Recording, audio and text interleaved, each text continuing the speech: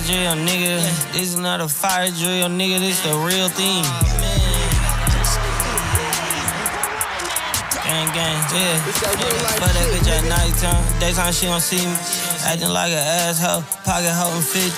Pull up with a Mickey Mouse clip. This ain't Disney. Spin that been a face shot of niggas still identity. Put a bigger dog food on you. Can you flip it? Sippin' lean like Paul Wall. I might just put a grill in. Boy, go get your paw paws chilly with the bitches. You know me. Pull a Pluto move. Take white Scottie Pippen. Bitch got full of all red, like it beef with cricket. I done that got head from every bad bitch in the city. Keep that doggy in a 360 deal, pulling gimmicks. What's that floating in your cup? Mind your business. I'm a sports center, Rodeo put Achilles. I spent the band on drink before I ate, I need a ass whip. My closet like a fucking clothing store, I need a cash register. Damn, I feel abused, these bitches pulling on my bell buckle. Nigga, you need help with something. Nigga pump the gas or something. Order TK1s on that bum, put confetti on it. Catch a nigga slip, switch, spaghetti on it. I keep my double cuss so I won't go to hell alone. This is not no fire drill, nigga, I got fire on me. Hey, it's that real life shit, nigga. Yeah, welcome to the Real Life Shit Podcast, the realest hip-hop podcast in the world where we keep it real about life and all the shit that comes with it. I'm everyone's favorite Nigerian, Ehizoje, aka the Anointed One. Go ahead and follow me on Twitter and Instagram. All you gotta do is spell my name right. That's Ehizoje. Again, that's Ehizoje. And go ahead and follow the podcast too. They got their own handle. That's RLS_podcast. Again, that's RLS_podcast. And if you're really real and you're watching on YouTube, like, comment, subscribe, tell a friend. And if you listen wherever you get your podcast from, be real, don't be fake. Rate us 5 stars. First episode 5 of 2025. Yeah. First episode of season 5. I'm joined by one of my co-hosts. It's been a minute since he's been on. He's been out state. He's a traveling man. Go ahead, tell the people who you is, what you be doing, and why they should follow you. Only went one place last year, bro. But yeah, I'm back in California. You know what I'm saying? It's James, aka Wingstop Poppy, aka Jaime Fuego. You know what I'm saying? You can find me at on Instagram at King James Version. Yeah, I ain't got nothing else to promote, but yeah, it's good to be back, man. I'm honored to kick off the new year. Yes, sir. New year indeed. And I feel like the last couple years in January, major things happen. Last year, obviously, we see with the Cat Williams interview shutting the internet down. Oh yeah. This year, we got first some terrorist attacks in New Orleans and presumably Las Vegas. At least I think it was Las Vegas. It was either Vegas or Dallas. I can't remember. I think it was Vegas with the Tesla truck. Yeah, I think it was Vegas. Yeah, it was. Okay. Yeah. And then now we have fires all over Los Angeles. So we're gonna start off. We're gonna jump right into some real talk. So on January 7th, 2025, multiple fires broke out in Los Angeles, with 2 of those fires being extremely more destructive than any fire in the history of Los Angeles by a wide margin. The Pacific Palisades fire, which has razed the Pacific Palisades almost in its entirety, along with several communities in Malibu to the ground, and the Eaton fire, which has decimated the community of Altadena. At the time of this recording, close to 40,000 acres have been burned, over 12,000 structures have been destroyed, an estimated 150,000 people have been displaced. There have been 16 casualties in counting. I don't really have words for how tragic of an event this is. It's affected the wealthy. It's affected those known as celebrity. It's affected families who's been in Los Angeles for generations. It's affected the middle class, upper and lower. Yeah. It's affected the young who are trying to make it in life. And it's affected the old who thought they did make it in life.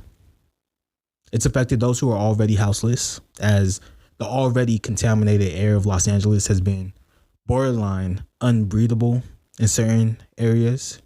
It's affected whites, browns, blacks, Asians. These fires burned without bias, leaving thousands of people with nothing. Thousands of people woke up on a regular Tuesday and went to work, school, brunch, because in LA you get brunch. And that was the last time they had a home. Thousands of people lost everything and have to rebuild from the ground up.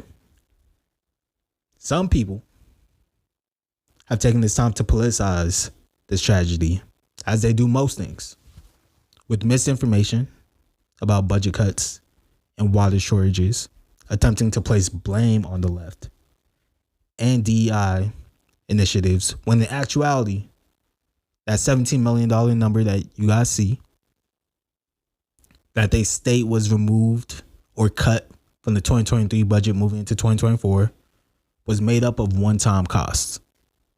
Things that were purchased one time, they did not need to be repurchased.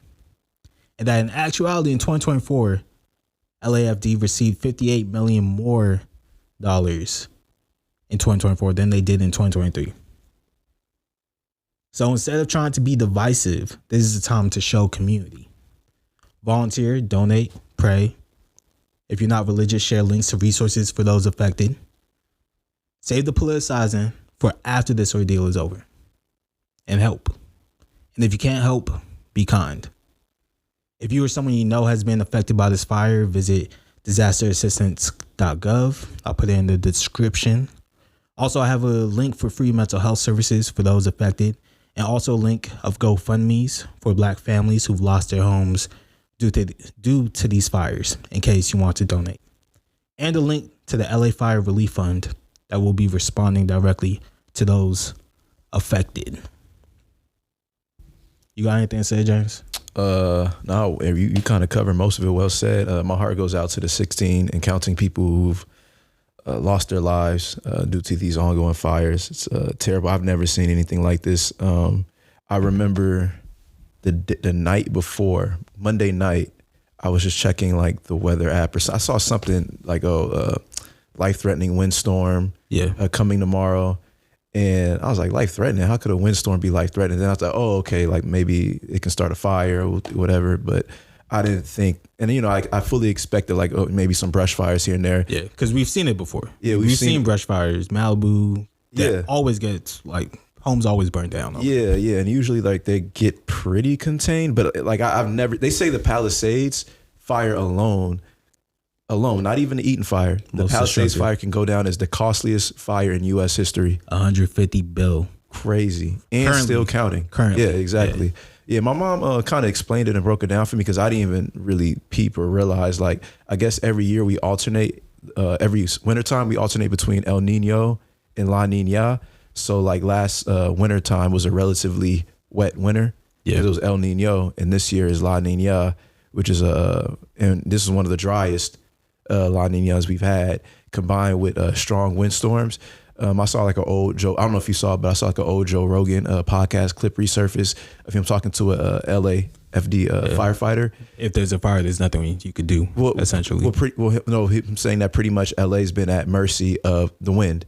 So like all we need is one strong windstorm going down during La Nina, and we're fucked. And that's what we're seeing right now. So thoughts and prayers, donate, get involved. If you're local out here, just do what you can to provide relief and support to those who are affected.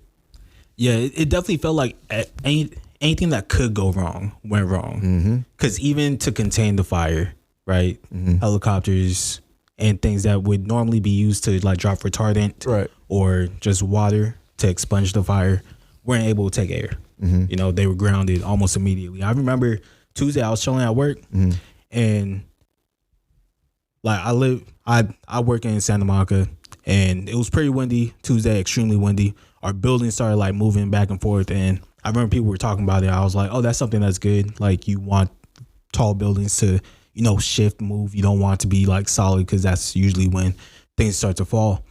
And then they started talking about like the earthquake in Northridge. And they're all like, oh yeah, it was before your time, this and that. And I remember like vividly saying, yeah, thankfully I didn't have to live through that. And I knocked on wood. Yeah. Oh, and, really? Yeah. That day, yeah. And then 2 hours later, the general counsel at my job, she was in a meeting with all the managing partners, because beginning of the year, they're going over budgets for like the entire year. And she like burst back into like the main like office area. And she's just like, do you guys know what's going on in the Pacific Palisades? And we're like, no. And she's like, I gotta go pick up my son. Like, it's bad. right? Is her son up there in the Palisades area? Her son goes to school at the Pacific Palisades High School. Oh, Yeah. sheesh. So we're like, nah, we didn't see anything. But you could see the Pacific Palisades from our office. Mm-hmm. So we go around the corner to the other side of the office, and then we see the fire. And then obviously we're still not thinking it's going to be what it is. Like the fire had just started. We're just like, oh shit, that's kind of crazy. Mm-hmm. And I did make a couple jokes about leaving early. I mean, we didn't know how severe it was going to get. Yeah. I was just like, damn, I guess we need to evacuate. This and that. Yeah. And then 2 hours after that, it kept getting worse. And we did eventually have to evacuate, you know? And it did teach me one thing. Like, LA might be one of the worst cities to be in the state of a emergency. Why you say that? It's impossible to get out. Because of the freeways and the way this shit is set up. Yeah. Like, when we left, the reason we left wasn't even because of the fire at the time, because it was still, like, mainly Palisades. It was because Wilshire, I work off of Wilshire, was so backed up. From everybody evacuated from Ocean Boulevard to where we're at, and we work like borderline Brentwood. That's a pretty long distance for those of you who don't know LA. That's like 5-6 miles of just street, just backed up. So it took me. I live 10 minutes from my job. It took me like an hour 20 to get home. So damn, bro, that makes me think too. Like, if we know we haven't gotten rain in a cool minute, and the meteorologist can predict when a windstorm is coming, shouldn't there be more preventative measures done? Like I know it might cost a lot and be a lot of work, but maybe like helicopters and planes like drop water on the fucking forest brush areas. Yeah, to keep them wet. And not even saying that it's going to prevent the fire from happening, but it can help prevent spread. Yeah, prevent spread and shit like that. I don't know. I'm not an expert on stuff like this, but if we know it's coming, like, what can we do in advance to, I don't know, can we just wet up the fucking forest or something? I don't know. Yeah, I also don't know what they did do preventative wise. Like, it's hard to believe that they were just doing nothing and just like sitting on their hands. Like, you would hope they didn't. I don't know. You know, it's not my area of expertise, so I'm really just sitting, and as information comes to us, you know, it comes to us. So at this point, we got to figure out something now. Like, whatever it is, like this could happen again. Oh yeah, you can't let something like this happen twice. Yeah, especially with global warming, because this isn't like, it's been pretty dry over the past like 9-10 months. We're gonna have drier years. Like, for sure, it's gonna continue to be more and more dry. So absolutely. Thoughts and prayers to everybody involved and affected. Yes, sir. All right. Let's go into some real or weird. This is mostly real. Okay. But it could be weird, depending on who you are. Yeah, let's hear it. All right. So, for those of you who don't know, Fox Sports and Skip Bayless have been sued by a former hairstylist by the name of Faraji. I hope I'm saying your first name correctly. For sexual battery. Faraji claims Fox perpetuated a misogynistic, racist, and ableist workplace environment. As of this time, it's all alleged, but if true, you know, I hope that Faraji gets as much money as possible, because some of these allegations in here are fucking crazy. But there's two that stood out above the rest. And we're going to start off with what had Twitter talking, because Twitter loves to, you know, shit on black women. Joy Taylor, sleeping her way to the top, essentially. Yeah. Real or weird? Why you being weird to me? I'm gonna say weird. Okay. I'm gonna say weird. I don't believe in power tripping and power abuse and coercing anybody to do something sexual for any type of professional or monetary gain. Okay, so you're saying from the situation perspective, weird. Yeah, I think it's lame to pressure women, really anybody, but especially women, into any type of sexual favor, just so they can get a promotion or anything like that, or any type of any perk. I don't believe in that. Yeah, I think Quid you should. Pro quo. Word. Yeah, and I just want to say real quick, I'm not there no more, so I can say this. I am a former Fox Sports employee, and I don't know too much about the whoop-de-whoop, what's going on behind closed doors, but I would hear like little stories here and there about what goes down on the Fox lot or the culture of the company, and I'm not surprised. like they're all kind of like corrupt. Some of the executives are kind of assholes. Like they just gave me that sleazy, like a sleazy vibe a little bit. You know what I'm saying? So I'm not surprised at all. So I agree with you. I also think it's weird. The situation itself, like using power dynamics for your own sexual gratification. Power dynamics, that's the word I was looking for, yeah. Right? For sexual gratification, in return, you know, giving somebody, you know, promotions, money, you know, accessibility, whatever. I think that's weird. Right. Joy taking advantage of that. You think it's real? Very real. I think she's a victim, bro. Okay.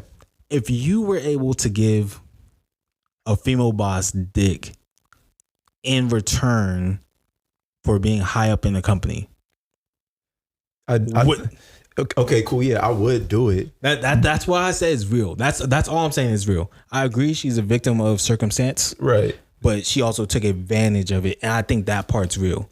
But obviously the actual power dynamic, sexual harassment part, that part's weird.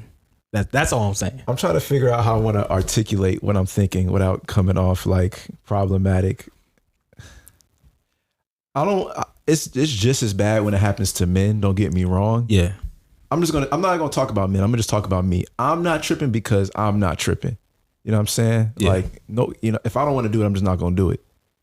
But if I get some pussy and a raise at the same time, cool. For sure. Why not? Like, whatever. That's all I'm saying. But obviously, it's not fair to compare like a man doing it versus like a woman. Yeah. I understand that. Yeah, but like men objectively are scarier people than women. Yeah, 100%. So it's like, that's why it's like, I feel bad for Joy if these things are true, if she had to quote unquote sleep her way to the top. Because sometimes, you know, a lot of women feel like they have no other choice, or I don't know, they don't do it. Their like job and reputation could be on the line. So I wouldn't. I get what you're saying. I wouldn't call it real for Joy just because I don't know too much about it. I'm just going to assume she's kind of a victim in this circumstance, even though she's a defendant in this case. But you know what I mean? Yeah, defendant with multiple allegations against her. Wait, what were the allegations against her again? She slept with, I think his name's Charles Dixon, who's head of content over at Fox. Yeah. Who used to be at ESPN. He came into Fox because the former head of content had a sexual harassment allegation against him. That's Fox Sports for you, man. That's Fox, period. And then also she slept with Emmanuel Acho to become a co-host of his first show that he had on Fox. But my question is, what did she do bad? Like, that would be like this, like where she... That's what I'm saying. That's why she's in the lawsuit, to show, I guess they're essentially showing like, or Faraji was showing what happens in the workplace. Like, so Joy is like as an example. And then also Faraji went to Joy and let her know that Charles Dixon, who Joy was having sexual relations with, grabbed her ass at a party. Don't be grabbing your coworker's ass, bro. Yeah. And Joy said, get over it. Oh, okay. Essentially touch it. And then eventually Joy had her removed as her hairdresser. So she's claiming like retaliation. Like that's the reason for her firing. Because she started like complaining. Got you. Okay. Yeah. Yeah. But unfortunately, I think Joy Taylor situation is like overshadowing probably like the most fucked up allegations. Oh yeah. Which is involving Skip Bayless. Skip. Do you believe that he offered $1.5 million for some pussy? All right. So first, real or weird? Oh, my bad. No, it's all good. No, it's right on time. Real or weird? Skip Bayless offering $1.5 million to get his dick wet. Why you being weird to me? Of course, it's weird. It's weird. It's weird for two reasons. It's weird because that is not appropriate to. It's not an appropriate interaction to have with a coworker, especially as a man with a woman coworker. Not at all. And two, while y'all are in the workplace as well. And two, you fucking the market up. 1.5 million? It's crazy. That's why that's the only reason why I low-key don't believe. Like, I don't think any reasonable human being, I don't even think Jeff Bezos will offer 1.5 million for some pussy. If anyone was going to do it, you think it'd be Skip? I think it'd be Skip. 100%. This was my first thought. I was all like, this was his first time, buying pussy or offering. You think to try and buy some pussy? Okay. He didn't know the going rate. Okay. And so every time she said no, he just kept upping the price. You ever met somebody who didn't know how to, negotiate anything? I mean, I guess, I don't know, but I can see that it's a thing. Okay, we're grown. At a certain point in time, once upon a time, before weed was, legal, you had to go to your man's to buy some weed. You didn't always know how much you were supposed to buy. Okay. You didn't know how much you were supposed to give him. You just went off of what he said. Right. You're just like, okay, that sounds about right. Yeah. You had to get some experience first. Yeah. Skip was inexperienced. He chose the wrong one and went up to 1.5. So you think it's real or weird? It's weird. It's weird. It's weird. Okay. 100%. Don't solicit your coworkers. Don't try to buy pussy from your coworkers. They're not prostitutes. Like, that shit's crazy. Yo, my nigga Skip, bruh. The Fox Sports Studios are in Los Angeles. I can show you where the prostitutes are at, bro. 5 minutes away from here, actually. Yeah, they're right there. I can show you. I can take you down to Fig. You can go to Long Beach Boulevard. You can get what you need, bruh. Bro, if you got enough money, go to Miami. They all over Miami, bro. Like, bro, or just slide in one of these little heifers DMs and just take them to a nice dinner or something like that. I seen a tweet today. Some girl was celebrating the fact that she finally got to sign an NDA. I saw that. If people were congratulating her in the DMs. Bro, they out here. They out here. You ain't got to spend 1.5, bro. That could get you like a 10-year contract with some of these women. You trying to offer one? Or maybe it's 1.5 and it's like you're mine for like the next 5 years or something like that. I don't know. It can't be 1.5 for one. You trying to sign her to 360? It can't be 1.5 for one fuck. Hell no. Hell no. I don't know. And isn't Skip's yearly salary like $8 million or some shit like that? Yeah. That's why I don't think it's real, bro. Close to a quarter of his, or it was $8 million. He's not there anymore. So obviously there's got to be some credence to this. And I don't know if Skip Bayless having any lucrative sponsorship deals. So it's like, I don't know. I think Skip is smarter than that. He's a crazy wild boy. I don't think he's that dumb. I don't think he's that dumb, man. I hope not. And I hope he didn't do it. Shout out to the victim if this is true. You know what I'm saying? But he also said, because like she pushed back when he was coming on to her. Yeah. She was all like, Skip? You have a wife. And he responded, ain't you Muslim? Isn't your father Muslim? Aren't you allowed to have multiple wives? It's crazy, man. And then obviously she was all like, well, not obviously, but she made it awkward. It was like, yo, my pops is dead.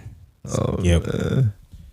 But yeah, that shit's weird, bro. You're weird as fuck, Skip. I hope that's not true. I'm not surprised if Skip was pushing up on a coworker. I would be surprised if that number is accurate though. 1.5 or maybe he was being funny. I don't know. We'll see as the case plays out. Yeah. Like I said, it's all alleged. And I love how like all the Fox Sports people are tweeting and doing their shit like nothing happened. Everybody's in their DMs, not DMs, but in their comments like, yo, clowning them and shit like that. Cause like what are you supposed to do? Like put out a statement or something. Say, hey, like this is a serious matter. I didn't do it. I won't speak on it as my legal team is handling it. I don't know. But there's a big ass elephant in the room for all three of these people. Yeah. Yeah. Whatever. Man, we'll see how it plays out. All right.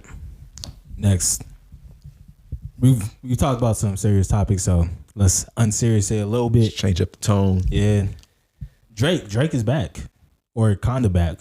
I'm not sure what he's doing, to be honest. So he dropped a new freestyle called the Fighting Irish Freestyle. Before we talk about it and talk about what may be real or weird about it, let's listen a little bit.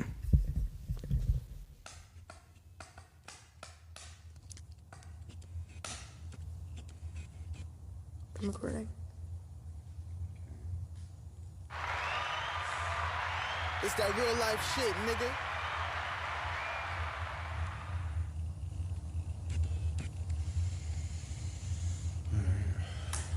I love you. Yeah. The summer is over, I missed it. Vera was smoking, I kissed it. Fair showed us the renters for Texas, it's unrealistic. Cut him the check, cause I hate reviewing the budgets and limits. Just pay the man. The world fell in love with the gimmicks. Even my brothers got tickets. Seemed like they loved every minute. Just know the shit is personal to us and it wasn't just business. Analyzing behavioral patterns is somewhat suspicious. Niggas was never happy for me when I run up the digits. Or when I'm breaking world records still as I guzzle a Guinness. Or when I get my fifth made back cause the color is different. Remember we traded watches, I gave you the Arabic dial, you gave me a numbered edition.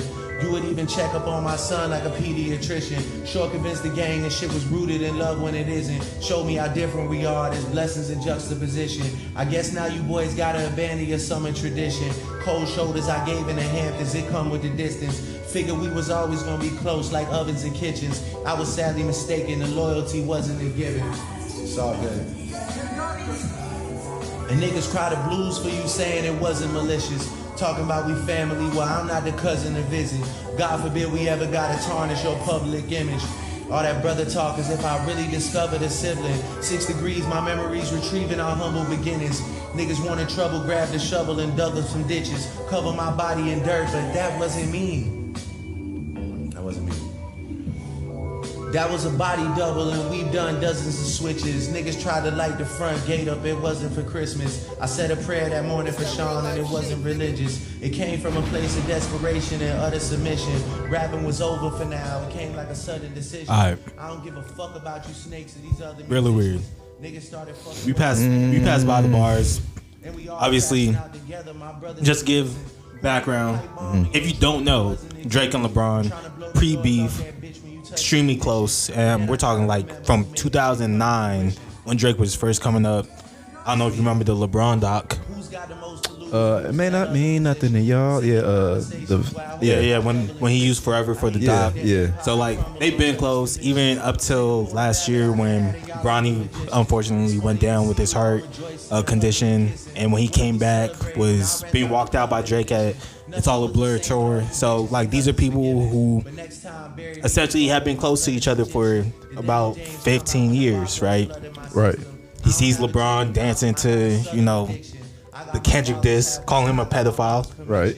And he pretty much says, "Hey man, like we're not cool no more." Essentially, in this, It's a breakup song. essentially, it's a breakup song to LeBron, and I guess anybody else that may have felt like they were supposed to be cool with Drake that chose a different side than his during this beef. Okay. Oh. So really weird. Really weird. It's tough. I'm gonna go with weird, and not because I'm a quote unquote known Drake hater. Like I'm thinking about this, or I'm trying to assess this objectively as possible. I think like good rapping, like he rapped his ass off. I can't sit here and say he didn't bar shit up. Like he did his thing, but I'm focusing more so on the messaging and the purpose of the song. I think it's weird because, okay, where do I start? First of all, you're Mr. No Friends in the industry. Like you made whole songs like pretty much like preaching that. You know what I mean? And now like one of your friends in the industry turned his back on you or you felt like betrayed you. So, I mean, this kind of falls in line with what you've been like saying for a cool minute, right? So, and then two, I don't know. I mean, I know they've worked together. Like I've known LeBron, I see Drake courtside at the motherfucking games. I know Drake helped with the soundtrack of I forget the name of LeBron's documentary. Yeah, I'm trying to remember. Is it more than a game? It might be more than a game. I'm tripping. Yeah, it's the high school joint, right? Yeah. I mean, I get it. I'm not there behind closed curtains. I have no idea. I think LeBron was just doing his thing and I think LeBron just likes hip hop. I don't think he thinks too much into the politics and the nuances of rap beef. I think he just said, "Oh, the pop out, I want to go." Anytime a new song comes out that's like super trendy, he records himself rapping, no matter what the fuck they're rapping about. I think if Drake did the same shit, like Drake dropped like if the shoes are on the other foot and Drake dropped a banger that was like that killed Kendrick Lamar off, I think LeBron would have been singing lyrics too. I don't think he gives a fuck that much. I think. All right, this is what I'll say. First off, I like the bars. He's rapping. He's going crazy. Right. Good ass rhyme scheme. Tough to do. Over like 3.5 minutes. I don't fuck with the flow, but the bars is fire. The flows, honestly, like the whole, sorry to cut you up, the whole like it's so lonely at the top flow and cadence is kind of like getting old for me, bro. I just don't like, I haven't liked that flow since he started using that flow. But yeah, bars are good. I like the song as for what it is. I think it's real. Okay. I think what we ask for from artists and what we've asked for from Drake is more of his real life and where his current mindset is. Yeah. Like a lot of For All the Dogs, a lot of the criticism that came with that was, hey, you out here talking about you partying in Turks and Caicos with these 25-year-olds. You're not talking really anything of substance about your actual life currently, which is how you obtained a majority of your fan base when you first came onto the scene, right? Okay. Take Care, If Nothing Was the Same. Those are all like deeply personal albums, right? And he kind of shifted into like this playlist kind of like, oh, I'm just gonna make sure that's gonna go off in the clubs type Tunes. shit, right? Which is cool, but especially from our age group, what we want are raps like that, right? Like keep it real. Like you cannot change how something someone else did makes you feel. Okay. You can't. And so if he felt betrayed by what LeBron did, he felt betrayed. And he's telling us about it. The only person I didn't want to hear from after the beef was Cole.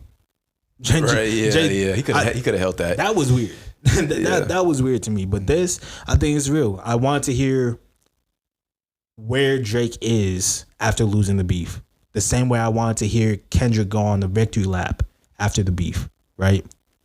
Okay. So I think it's real. If I was in Drake's position and somebody I consider myself close to, right, started dancing to a song calling me a pedophile when I'm not a pedophile, yeah, we not friends no more. I'm sorry. Keep dancing over there. And then I'm gonna rap about it because I'm feeling a type of way. But that's just how I feel about it. I'm a big believer in get in the booth, nigga.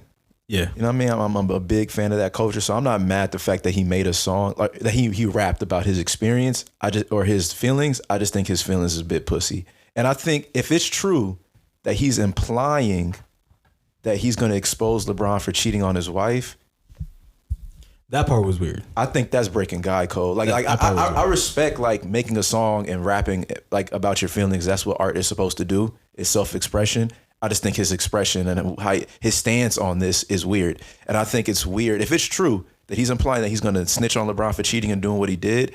It's like if me and you were in a roasting session in high school and somebody in the audience, like in the crowd, in the circle, laughed at one of your jokes, and I've snitched on this nigga. Like then I'm like, oh, you gonna laugh at his jokes? I'm gonna tell your girlfriend you cheated on her.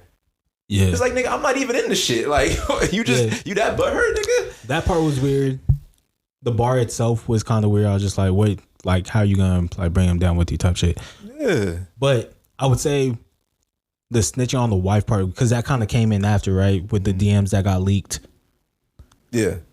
I don't know if that's weird on Drake. I think it's weirder on the dude that's leaking the DMs. Wait, you talking about Chris Blake Griffith? Yeah. Wait, LeBron has something to do with the... No, Drake put in the... Oh, the LeBron analogy? Yeah. Oh, okay. Like, why are you leaking that? Yeah. And obviously, it's not like the DM was sent yesterday. The DM was sent a while back. Yeah. But because everyone started like putting like 2 and 2 together with the bars, he kind of took that as his opportunity to oh, I got this screenshot from Drake. Boom, this is proof right here. It's like, bro, what you doing, dog? Like, listen, poor LeBron, man. He's just minding his business, trying to get the Lakers to have a deep playoff run. His name just keeps getting brought up in this rap beef he has nothing to do with. Nigga went to one show and enjoyed the song like the rest of the country did. And this motherfucker, I would be so hot, bro. I can't even just listen to the song and go to a concert. I just want to get out the house. And then Academics is out here trying to spill tea, bro. He's a bitch, bro. Like, dog, man. Academics is a bitch for that. He chose the wrong one, though. I wouldn't mess with LeBron's fan base, especially Twitter. And get you out the pain, bro. Word, you saw how niggas was glazing LeBron for his birthday. Facts, man. I threw some grills on the steak for LeBron's birthday. Shit, I'm a Kobe guy. But no, I think it's weird. I get you. I'm with you on to make a song and express your feelings and be true to yourself. I'm with that. I just think his true feelings is weird. Like I just he picked that up. My bad. I'm watching this game. Yeah, we're watching playoffs, by the way, yo. Yeah. But yeah, whatever, nigga. But I also don't want to hear, and he's gonna do it anyway. From Drake, I don't want to hear no subs towards Kendrick. Say that nigga's name at this point. Y'all are beyond the point of subs. Both of them. I think they're both gonna sub each other. I hate that. They're both gonna sub each other. I hate that. Y'all beyond subs at this point. I understand it though, because once you name it, then it's back into full on beef, right? And then it's like, oh, now I have to focus my energy into strictly diss tracks. When it's like subs, it's just like, all right, you know what it is, nigga, and I know what it is. But it's kind of like a Cold War, like type of treaty type shit. It's like the Cold War is over. We done already had World War III. It's like forget rap battles. Like you're right. Like because if they say each other's names, it's gonna be full on war again. It's kind of like that with men in general. Like if we have an issue, we're very selective if we want to like really start tripping because we know where things go as men. You get what I'm saying? So like we're very selective on when we decide to start tripping. So I think it should be like that. I think it's either y'all are tripping fully or leave the beef shit alone at this point. Like the sub and shit is not, it don't hit the same no more for me. I'm tripping on a yacht. Cash Cobain got one. Whenever that song comes out. I haven't even heard this. Yeah. I think I fell in love with a thought. That shit hard. All right. Staying on West Coast. This is a music podcast. Yes, sir. So let's talk about some music. Let's do it. LA and Sacramento connect on a surprising joint tape from rap vet Mozzy and rising LA rapper Kalan.FrFr. The merging of their unique vocal abilities combined for a project full of vibes for any occasion. Whether you're at a kickback, turning up, or on a late night drive, they provide music for any occasion where liquor and women might be involved. This is Mozzy and Kalan.FrFr's Lucky Her.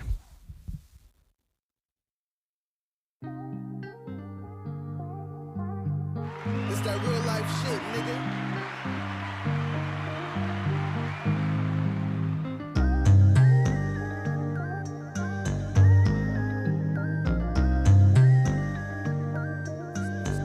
This has its own. Baby, how you doing? What's your name? Where you from? Told her my name Kay, and I'm from LA. And pardon me, cause I don't mean to be in your way. Part of me just needs another look at your face. I was wondering if you would let me show you something. Somewhere that I come from, where you get this love from. Take you to the hood, where the Crips from, where the blood's from. You ain't got a trip, I'm on my shit, babe, I get love from. Where I got my first chain, where I got my gun from. Where I get my white tees, where I get my first ones. Where I caught face at, them was like my first one. Pops had the 96 and Polly had a sports one. Man, let's go to Nobu, Malibu, run, young. Wouldn't it be fun, young? We got a son, young. What about a house in Malibu? You a loved one. You ain't got no way if they trippin', I'ma drum something. Baby, you should. You should let me hold you down. And baby, you could let me show you round. Show you round my hood, babe. Let me show you round my side of town. Baby, you could. What'd you think when you first listened to this project? It was cool. It's alright. Honestly, I'm not the biggest fan of like crooning type singing. Okay. Like it kind of gets like whiny and annoying to me. You know what I'm saying? But I tried to listen with an open mind. It's okay. It's not terrible, but it ain't like moving the needle for me. I love good West Coast music, but it's just okay. All right. We might be opposites on this. This is one of my favorite type of subgenres of hip hop, right? Really? Yeah, the crooning, where it's just like just sing along, rap. It's good vibes. You can play it wherever. Like no one's gonna be like, "Yo, turn this shit off." Like It's good safe music. You know what I'm saying? Like I fuck with it. I fuck with it hard. I like it from Blast. I guess Blast kind of does that, right? Yeah. I like it from Blast. But that's probably about it. Did you have a favorite song off this project? I did the very first record, BBL. BBL? That's funny. Yeah. That's funny. All right. Well, is that your least favorite? We're gonna talk about it. All right. All right. So let's listen real quick.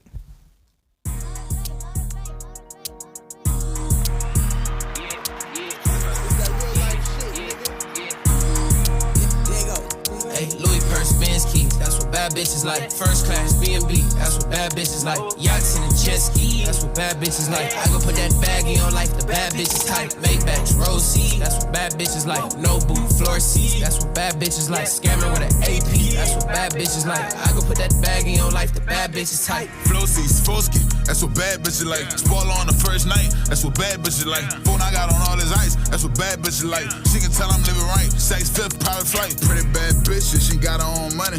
Face on beat, waist slim ass bustin'. Last nigga bumming, new nigga got lucky. Niggas hanging out at gas stations, can't touch it. You let me get me tatted right now. But I'm a dog nigga, you do that, I pipe down. Go make a real nigga pop out. I'm for the streets, but if I did what Why was this your favorite song?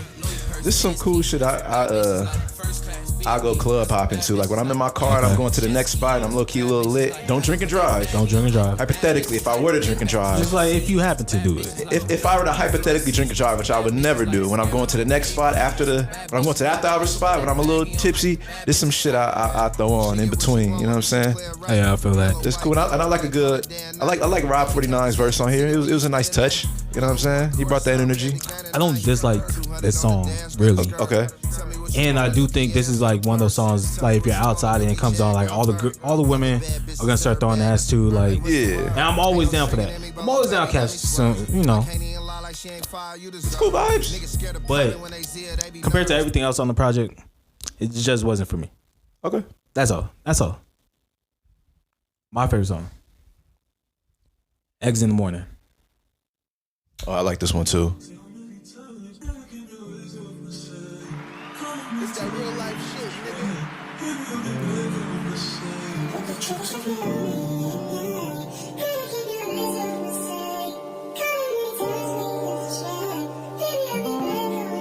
There you go. Yeah. Hey, that pussy good, right? Eggs in the morning, head in the morning, head in the foreign, fucking in the sky, rise, love your apartment. Keep you in my gallery, yeah, you know my department. He can be a casualty, your nigga better not start shit. You know I pull up, yeah, spark shit. She know I'm a real big dog, big bark shit. Play with that pussy picnic in the park shit. Fuck all night, juice, eggs in the morning, head in the morning. Eat that pussy up, leg shaking, got you moaning. I'ma fucking feed you real good, I'm a grown man. Better hold hands, better slow dance. Let me sign you to the game, here go your advance. Pull a trigger to the plane, baby, let's go to France. With them bitches, ass tell them I'm your motherfucking man. Yeah, hey, that pussy good, right? Eggs in the morning, head in the morning, head in the foreign, fucking in the sky, rise, love your apartment. Keep you in my gallery, yeah, you know my department. I'm on your line, let me know if it ain't booty call. Yeah, I think the hook kind of just like sets the tone. Like the hook, the instrumental is just catchy. Yeah, this number 2 for me. And it's quotable too. Like that pussy good like head in the morning, eggs in the morning type shit. Like facts. You know what this sound like to me? This sound like if you West Coastified Future. Like if you like made like because Future kind of croons a little bit too. Yeah, when he gets into his R&B bag type shit. It sound like Future's R&B bag if you West Coastified it. Like if you made him an LA nigga. Yeah. Facts. I respect that. I like this song. Yeah, I follow this song. I could have this on repeat type shit. Yeah. But can't just talk about the good shit. Gotta also talk about the bad shit. So songs to delete. I already mentioned mine. It's BBL. Bad Bitches Like. That's your song to delete? Yeah, that's my song to delete. I'm not even mad at the song, but I could take it out and start this project at my hood going down, and it'll be just fine. And it probably starts the project off better too, because my hood sounds more like the rest of the project. But I feel that. I think mine's has seen it all. You know? Yeah, take that one off, bro. That was outro. The least. Yeah, I know. I get what they're trying to do as an outro. It was kind of one of the more serious songs. I feel like it's one of those I survived the hood type of songs. It was just an uninteresting record for me. Like nothing about that sonically, lyrically, nothing stood out for me. I just didn't care. What'd you give this project? I give this out of 10. Out of 10, assuming 5 is an average album, a straight up 5. Like literally the definition of mid. Like it's not bad, but it's not great to me. It's like just okay. But also like remember, I'm the type of nigga I don't really give a fuck about crooning. You know what I'm saying? Yeah, this was my shit. This is right up my alley. I gave it a 7.5. Okay. So that's 6.25 between the both of us. I don't think Mozzy really fit on this album. Like it felt a bit forced. I think someone in the rap group chat said Shorty should have been like the. Oh wait, no, I said that shit. I'm sorry. Shorty probably should have would have been a better like tandem with Kalan. Who? Shorty. Never heard of this person. You don't know Shorty? No clue. You know Shorty. Hold on. All right, maybe I don't know. Let me play. I'm getting old, man. You got at least one song you know for sure. Yo, West Coast artist. I actually don't know where he's from. Oh yeah, here we go.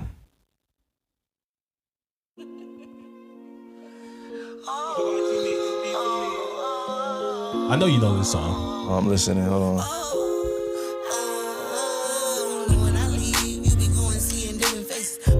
Oh, yeah, I've heard this. I've heard this guy. Yeah, he's solid. But yeah, and he's on Lucky Her the project too. So I just felt like he probably would fit sonically better with Kalan. But Okay, I get Mozzy has more notoriety and whatnot. And who knows? They might have a real life connection. So also shout out to India Love, Big IE on the cover. So Well, how does it work when you have two crooning niggas on a song? Maybe they balance it out with Mozzy, like a more rappity rap nigga. I feel like it's fine as long as the verses are fire. Like you can't go wrong with having two niggas who can sing on a song that have good melodies as long as they sound different. Wally the Sensei and Roddy Ricch on Dodger Blue, that shit sounds angelic, bro. I guess it works for Blast and Bino. Yeah, Blast and Bino too. All right. That's not the only project we're talking about today. Yes, sir. West Coast. We had a great year last year. West. So the reception received by LA native Tyler, the Creator, at Kendrick Lamar's Juneteenth pop out is one no one would have believed when he first released Bastard, an extremely divisive mixtape that kickstarted his career. Now 16 years, 2 Grammys, and 3 #1 albums later, not only has he shed the negative imagery associated with his brand, but he's also become one of the biggest artists in the world while also making an impact in fashion. With his new album, he gets more personal than he's ever been, tackling topics concerning his sexuality, growing up without his father, and how that affects not only his view of relationships with women, but the possibility of becoming a father himself. This is Tyler finally coloring inside the lines to give us a better picture of the man behind the fashion, the man behind the music, the man behind the artist, and the man behind the mask. This is Tyler, the Creator's Chromacopia.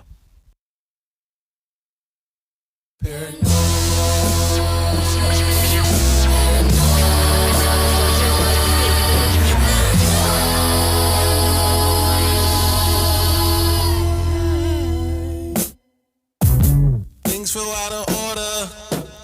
Look around, I'm not sure. Paranoia, no. Feel it in my aura.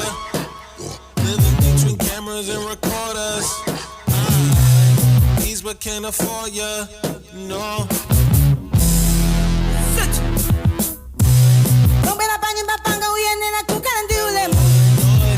Sinifu na vo kamba vileta pamulomo.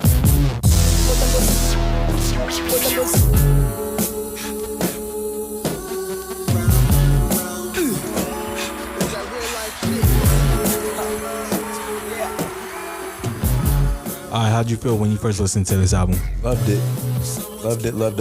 I feel like this album is a little overhated. Okay. I think it's one of his better projects. For some reason, people don't fuck with it, or they say they're disappointed by him or he underperformed. I think he did a great job. Some of the sounds we were familiar with, like, so it wasn't entirely like he came out with some brand new vibes. But I think he executed really well. Yeah, I loved it. Is it overhated or are people just not overhyping it? I think it's being accurately rated for what it is, because I don't see anybody saying it's bad. I'm not saying that. I see a lot of people saying they don't fuck with it or saying they're disappointed by this album from him. Being people in the rap chat have said that. You can be disappointed and not say it's bad. No one says it's bad. Well, no, I'm not saying. Okay, overhate is probably the wrong term. I know nobody said it was bad, but I feel like this is a great album, and I'm excited to talk about it with people, and everybody else, especially in the rap chat, is like, I was a little disappointed. I'm all excited. I'm like, wait, what? This is a good, cohesive album, bro. Yeah, I think instrumentally amazing. Obviously, arrangement-wise, Tyler's always gonna be on 10. Right. When it comes to that, probably you could argue top 10 producer in the game, and a lot of his production is on his own shit. Real quick, we'd be remiss if we didn't shout out Lauren, who should be here today, but she has boots on ground helping out with the fires, and she's probably the biggest Tyler fan I know. She told us to shout her out, so we're shouting her out. Shout out to Lauren. Yeah, I forgot. I'm not gonna lie. Shout out Lauren L, man. Yeah. But I think it's a great album. I think it's one of the better albums. I think it's the second best album that came out last year. I think, kind of like I mentioned in the write-up, I think it's his most personal album, topic wise. Like, I feel like a lot of his other albums, there would be serious topics kind of sewn like in between the threads of the project itself, right? And in this one, it felt like almost every, like you could kind of point out like which ones don't have serious like overtures like tailored to it. Like it's really just sticky and ratata. Everything else kind of like meshes together as like, hey, this is who I am and this is why I became the person I am today. So in that aspect, I think it might end up being one of his most important albums to himself. Yeah, he did say the album is pretty much made of things that his mom said when he was a kid, and he just made songs about all the little lessons his mom taught him when he was just a kid. That's what he said, and I can definitely hear it. And he's putting in audio excerpts of his mom saying shit. Yeah. So yeah, I think it's a cool thing. I think people also probably given a little bit of pushback as far as how good it is, because he did, in my opinion, I think Call Me If You Get Lost is probably his best work. So he's coming off hot off a really, really great piece of like album. Yeah, at a certain point you can only be judged off your own work, right? Yeah. So if you just come off of not only Call Me If You Get Lost, but also the deluxe, the estate sale. Oh, that was really good. And not to mention Igor, like right before that. I thought it was Flower Boy right before that. I think it's Igor. Yeah. Fact check. I want to say it's Flower Boy, Igor. You might be right. And then Call Me If You Get Lost. So Igor right before that kind of shifted his whole sound, which even he said, yo, it's not even a rap album, right? And that was an amazing project. So to come out with this afterwards, it's not a bad project. I just think we saw him. Oh yeah, you're right. Yeah. We saw the precipice of Tyler the Creator. Yeah. And so when he doesn't reach that, everyone's not gonna like go crazy about it. It's just like, okay, this is good too. But that was fucking amazing. I try to not judge rappers based off of the work they put out, and I try to judge it based off of what we're getting from the rap game.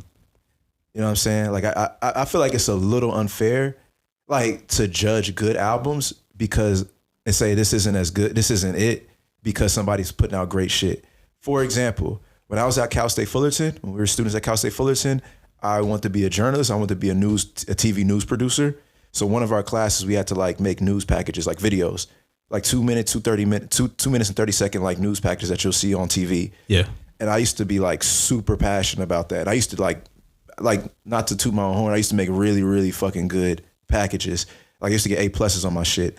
And then I kind of like started looking at the sports industry, and I was like, I don't really want to work in news anymore.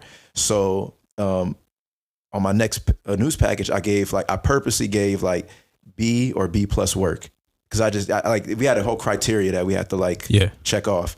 And then I submitted it. I knew I was supposed to get a B+. I hit all the points. I hit certain points that would get me a B+. And my teacher gave me like a fucking C something. And then I was like, wait, why am I getting a C when I hit these like whoop-de-whoops? Yeah. And he was like, well, I gave you a C because even though you technically did do what you're supposed to do for a B, you're digressing. You're regressing. I'm sorry. You're regressing from what you used to put out. And I'm like, that's not fucking fair, because my shit is better than most people's in this class. And you can't judge me based off of what I've done before. Judge me based off of what you asked me to do and what I put out. So that's why, and that shit pissed me off. So that's why I try not to judge like artists, albums like that. I hear your point. I feel like you have to judge artists based off of what they put out before. Because if Call Me If You Get Lost was the only project he ever put out, that's a classic. If Igor was the only project he ever put out, that's a classic. Right. If Chromacopia was the only album he ever put out, it's a good album. And that's it. Right.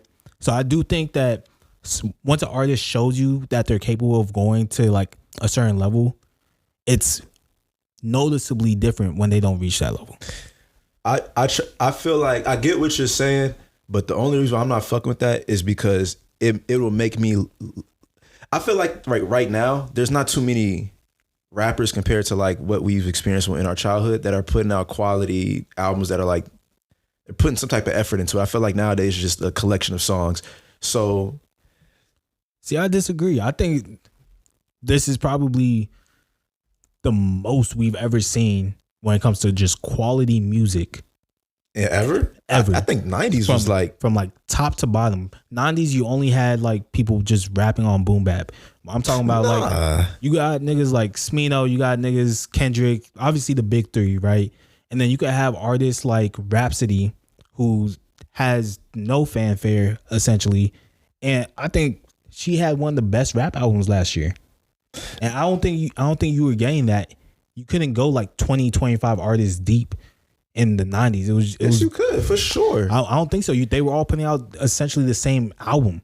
Even in like, I feel like 06 is an underrated year too. 06, it was a lot of great albums that were put out, like a lot of quality fucking albums that were out there.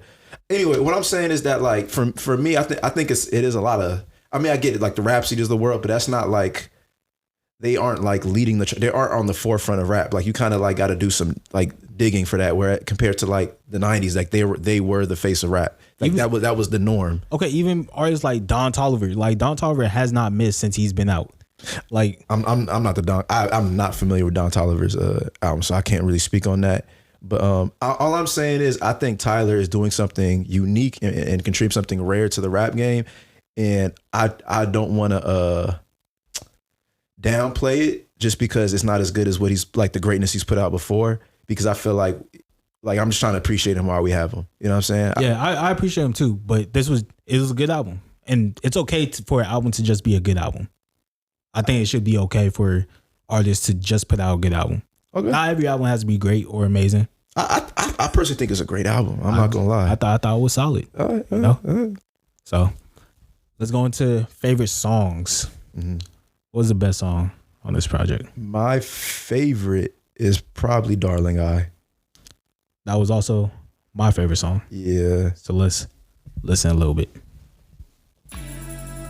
Whatever you do, don't ever tell my bitch you like. It's that real life shit, nigga. If you don't need, don't tell us. Check. Darling, I keep falling in love. Darling, I keep falling in love. Keep falling in love. Forever's too long.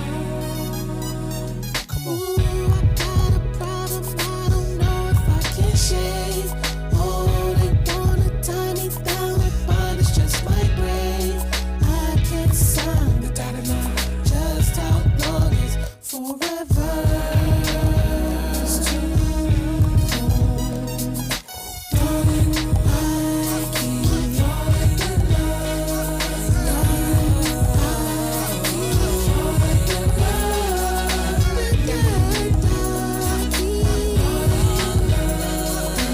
falling in Why was this your favorite song on the album? Just feel goody vibes. I like when Tyler's in his like feel good vibes. Great rapping, straightforward message. My only gripe with this song, I hate how fucking Tyler, like all the girls love this song and shit like that. But it's like he's pretty much saying some shit that I've said before. He did this for the niggas. But because it sounds good, the women are co-opting it. It's like, no, this is for us. He ain't saying nothing different than I said. I get killed for saying what he's singing about, but the women love this shit. It's like, all right, bro. So Tyler, it's cool when Tyler does it. It's bad when I do. I just got to harmonize it. And Future's going to get brought up again. I can see Future writing about the same topic, not saying it in the same way. Tyler kind of like cleaned it up a bit, but this might just be like a Future song. Like this is pretty much a Future song, but the women will kill Future for saying the exact same shit. Like, what do you mean you keep falling in love? Yeah, it's like it's giving misogynistic. Like, all right, bro. The fire song, fire. This is Tyler's My Collection. Pretty much. But yeah, this is my favorite song too. I haven't listened to this song in like months. It's the Wandering Eye anthem. And still, it's just stuck in my head. It's crazy. Fire record. Shout out to Ehizoje too. Song to delete. What song would you take off this album? Probably, there wasn't really any bad songs on here, but I'll go with Tomorrow. Tomorrow. I forgot the song existed until I listened to it today, because I'm like, wait, what songs would I delete? I don't even know. Just because, same thing with our last, the Kalan.FrFr. Like, it's just forgettable. Don't even remember what the song is about. Maybe I might have to, maybe I'll find a new appreciation for it 2 years from now. but right now I don't think it's really relevant for me. Yeah, I feel you on that. There wasn't like nothing really stood out for me where I was just automatically like, oh, I gotta take this off. But if I were to take something off, I know a lot of people like this song, but Ratata. What? I fucking love that song. I'd be cool without that. If I never heard it, I think Sticky is a better version of Ratata. That's why. I love Ratata. That's my second favorite song on the album. But yeah, let's go into ratings. What are you giving this? I give it an 8.1. 8.1. Okay. Yeah. So we're actually relatively close on the rating. I gave it a 7.8. Yeah. So I guess it's just how we, articulate our sentiments on the album. Yeah. But 7.95 is the average. Okay. Because to me, a 5 is an average album, like the Kalan.FrFr, and then 6 is above average. 7 is like, oh, this is pretty decent.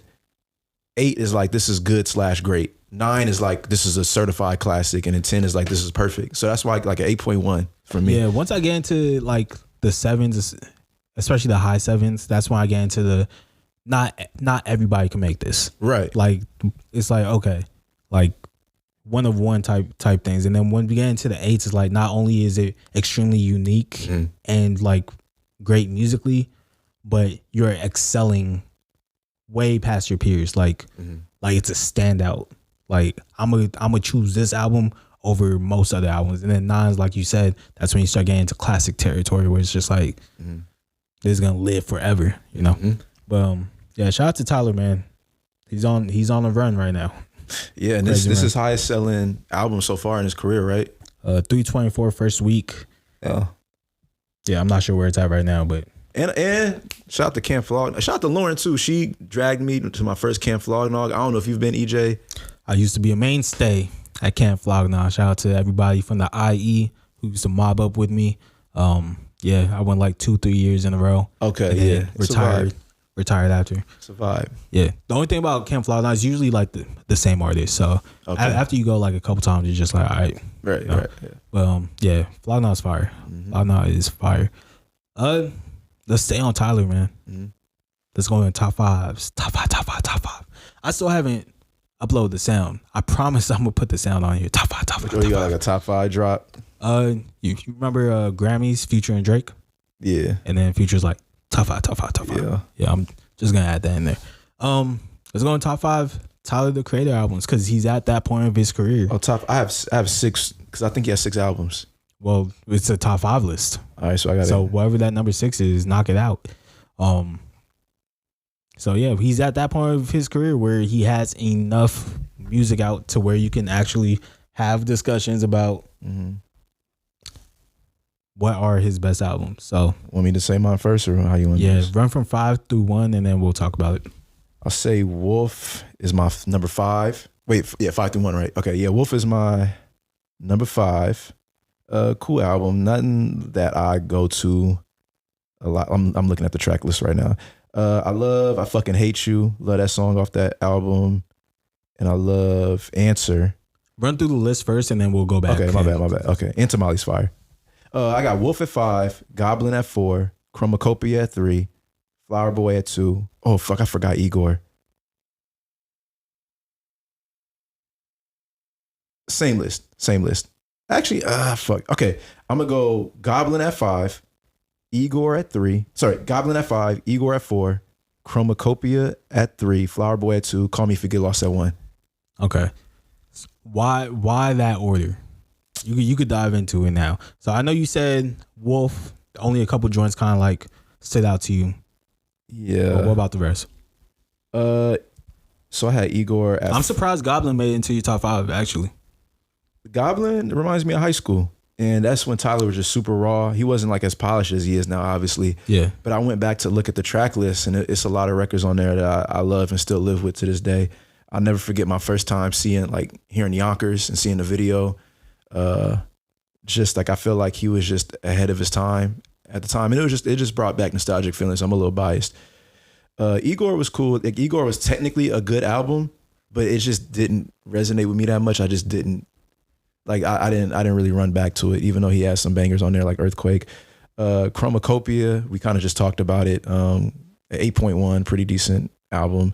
Flower Boy, I feel like he was really in his like, I'm about to like really be more intentional with my songwriting. I think he even like said that in an interview, and it started with Flower Boy. So that was kind of like the transition. And also like he really leaned into his feel goody shit, which is a 180 turn from his like death, kill shit, burn shit, fuck school shit. So that was refreshing. And then Call Me If You Get Lost is number one. Like I think that's phenomenal album, bruh. Start to finish. Good, simple theme, unique songs, just a lot of honesty, good rapping, good beats, just super. Probably, I think is his best album. I think a lot of people will say Flower Boy. I think this shit is his best work. Which is crazy because he was inspired to make that album because of Westside Gunn. Really? Yeah, he was all like, yeah, Westside Gunn made me want to rap again. Because remember, he was kind of like slowly moving away from like just rapping. Or just like singing and shit, or doing like alternative shit. Igor was right before this, and then he was just like, yeah, nah, Westside Gunn. I was just like, yo, that shit's dope. And so he started.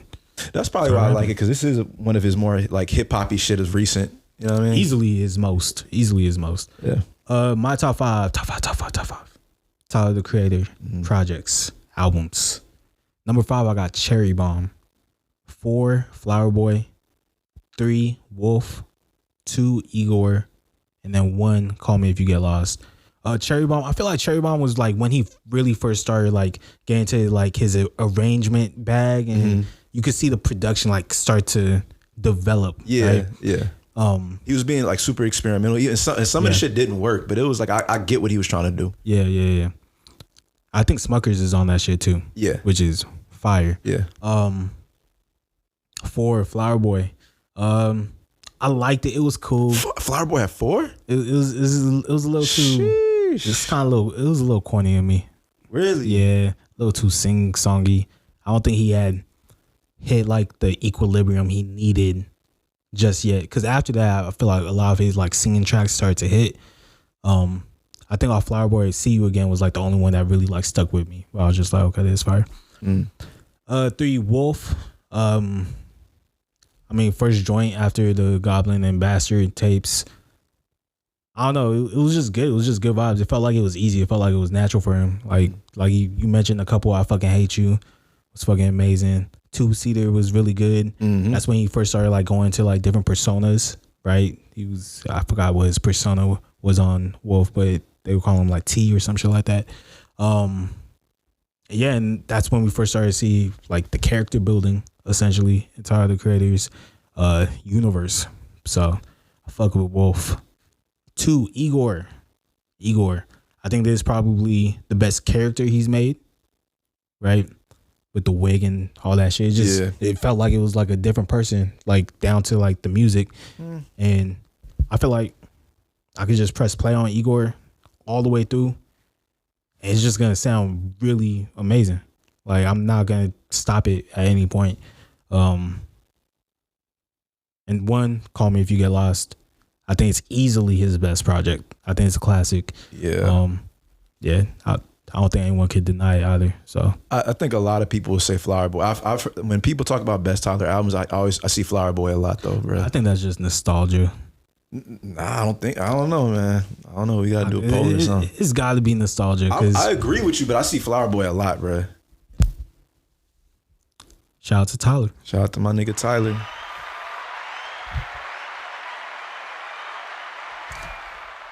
All right. Those are all the topics I got. So let's move on to guest choice. You got anything you want to talk about before we head out? Not in particular, man. Just thoughts and prayers to everybody involved and affected by these fires going on, bro. It's wicked out here. I can't wait for things to get back to normal. Also, I'm not looking forward to like the economic consequences. I feel like it's gonna spill over from these events. Like I feel like rent is gonna be out of control now, and I've read a story on that, and landlords are going to price gouge. I don't think it's going to affect people who make a regular income. I think it's only going to affect those who are extremely wealthy, because the only price gouging is going to be on apartments that they can't already fill. So the only reason that there's competition for these apartments is because you have the affluent and the extraordinarily wealthy now without homes that they obviously now need some place to live over the next like year and a half, 2 years. And so that new competition is going to drive up prices for these apartments that they couldn't rent out anyway because it was too expensive for the everyday person, right? They're not going to kick out the everyday person to raise rent for somebody that's only going to be here 1 to 2 years. They want long-term rentals. However, I do think the wealthy are going to gripe about it and complain about it enough to where we might finally get some sort of rent control in Los Angeles. The last proposition we just voted against it. No, 60% of people said no to. So I think I don't get it. Yeah. This might be what kind of like finally turns the tables and people finally vote yes on rent control. So we'll see, man. Hot takes? You got any hot takes? No hot takes today. I got a hot take. What's up? Hot take. I followed you on Instagram. I did not follow your child on Instagram. Oh, wow. And when I followed you on Instagram, you were childless. So when I go on Instagram, I ain't trying to see your kids on Instagram. I'm sorry. If I want to follow them, you can make a separate page and I'll go follow them and I can watch them grow up. I don't give a fuck about them little niggas. Wow. That's your child. You know what's so ironic about this? Literally, as I was pulling up to your crib, I was texting somebody about I know what caption I'm gonna put when I announce the birth of my child. Yeah, that's so ironic that like we're talking. You said that as on. Announce your child. Mm-hmm. Post your kid. I don't care. That's part of your life, right? But I swear there's somebody I follow on Instagram, and every single story it's about their kid, and they post every day, and it's multiple stories a day. Is just their kid. You want to see her? She a baddie? No, it's just somebody I was friends with. But it's just like, bro, I do not care about this. Yeah, I get that. Like, your kid is just turned 1 year old. I know every significant event that's happened in his life over the first year. Like, bro, make a separate Instagram. Like, all right. That's my hot take, though. Okay. That's all I got today. Switch up the content, balance it out. Pass ox. Pass the ox. What song did I send you? I know it's a Ken Carson song. Forget the name of it. It was actually a Kenny Mason song. Kenny Mason, my bad. I'm not super familiar with him. I just heard the song randomly a couple months ago. I was like, oh, this shit a jam. You should dive into him. He's fire. Yeah. He's fire. Kenny Mason, salute. I love the Freddie Gibbs verse on here. That's why I fucked with it. Yeah. Kenny Mason, Much Money featuring Freddie Gibbs. Mm-hmm.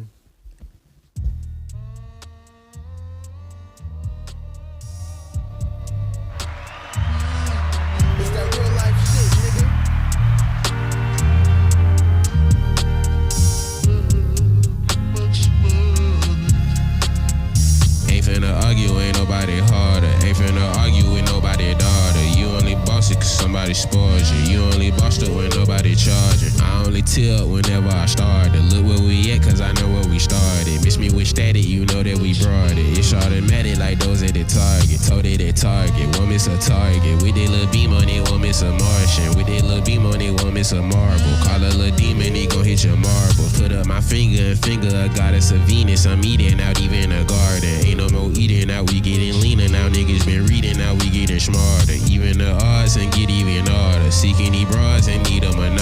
Just leaning on gullible people to think that you hard is leaving me nauseous. Bitch, I really know niggas in pain. Share my vision for niggas that came. Knew your shit wasn't legit when you gave your attention to ignorant claims. I swear to God, bitch, I might run my life with this spot.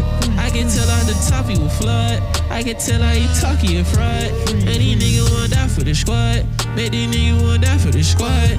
Bet these niggas wanna die for the squad. Bet these niggas wanna die for the squad. Yeah, put that on Finny, ain't nobody harder. Bitch, you would never, bitch, I beg your pardon. Labels get fat and these artists, they starving. I was gon' be a rich nigga regardless. Big rabbit gon' whip that brick up regardless. Known in the shop, extra drop and do barber. Westside K-Town, we sell rocks like the Carter. Big Lord gon' hump out that fish girl, no target. Yeah, I could put for bitches in a drop dunk, yeah. Seen a Lamborghini, gave me stop top, yeah. 7 in the morning, murking ops out, yeah. Knocking bone, bone, bone like I gave her St. Clair. First of the month, I hit my geeker with a Tina. I moved her to the Yayo, I was finished with the Reaper. 50 in his Mac 11, by the shooter, double leases. I was chilling in the strip club, fucking up in Rio. The squad, got that 850 yap for the squad. Bitch, you got all them pistols, but ain't gon' shoot shit. I think you scared to die for the squad. Chopper hot man, I put that on God. even a sarge. If you got all them pistols, but ain't gon' shoot shit, you gon' snitch if they give you a charge. Bet these niggas won't die for the squad.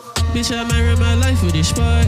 I can tell out the top he will flood. I can tell how he talk, he a fraud. And these niggas won't die for the squad. Bet these niggas won't die for the squad. Bet these niggas won't die for the squad. Bet these niggas won't die for the squad. I swear to God, bitch, I might run my life with this spark. I can tell out the top he will flood. I can tell how he talk, he a fraud. No, these niggas won't die for the squad. No, these niggas won't die for the squad. No, these niggas won't die for the squad. No, these niggas won't. No, these niggas won't. No, these niggas won't. All right. That is Kenny Mason, Much Money, featuring Freddie Gibbs. Yeah, shout out Kenny Mason. Yeah. Shout out Freddie Gibbs. Smoke that. Good music. Freddie Gibbs on a really nice feature run, man. I got a song by an artist named 80 Perp. The song name is She Want Prada.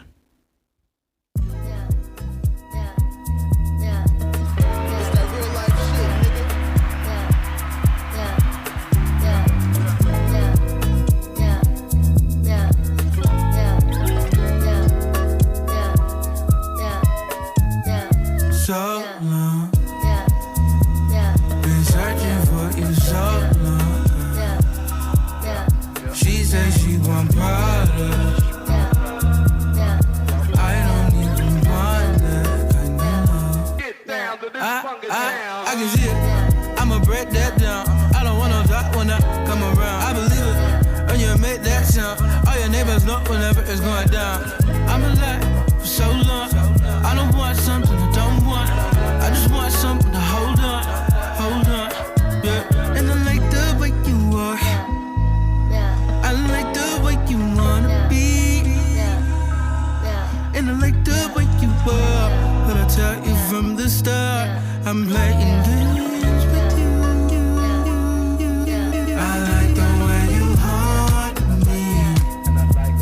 I'm a victim in my mind. And I like the way you want to me. I like the way you dance till the beat is done. Yeah, I don't need your attention. I just wish that you could read my mind. I just wanna see, don't turn up the light. I'm spending all night and day. If you write suspension, I might just stay. Do what I want, do what I say. It's easy, easy. Get down. Yeah. I could do the same damn thing every day, but I don't really wanna. If a nigga talk shit, might make another hit, then dance with his daughter. She don't smoke no more, to everything she had to say no to the rubber. But she still doing shrooms, so I put it in the spoon and now the whole floor lava. And I like the way you are. I like the way you wanna be. Yeah, that was 80 Perp. She Want Prada. We talked about a lot today. Yep. We talked about some sad news. Yep. We talked about some allegations. And we talked about music. Some really good West Coast music. And I feel like we're going to have a lot more West Coast music this year too. So just so y'all know, we'll be talking about the West Coast a lot in 2025. Yeah, man. Again, this was the first episode of season 5. Episodes are going to be few and far between up till we get to summer. Once we get to summer, we're going to be recording a lot more. But I got a couple one-on-ones over the next few weeks that I'm going to be pumping out. Other than that, I end the episode same way every time. Just keep it real all the time. And all the time, keep it real. Keep it real. You heard? You're listening to The Real Life Shit. The Real Life Shit. The Real Life Shit. The Real Life Shit podcast. Hey, it's that real life shit, nigga.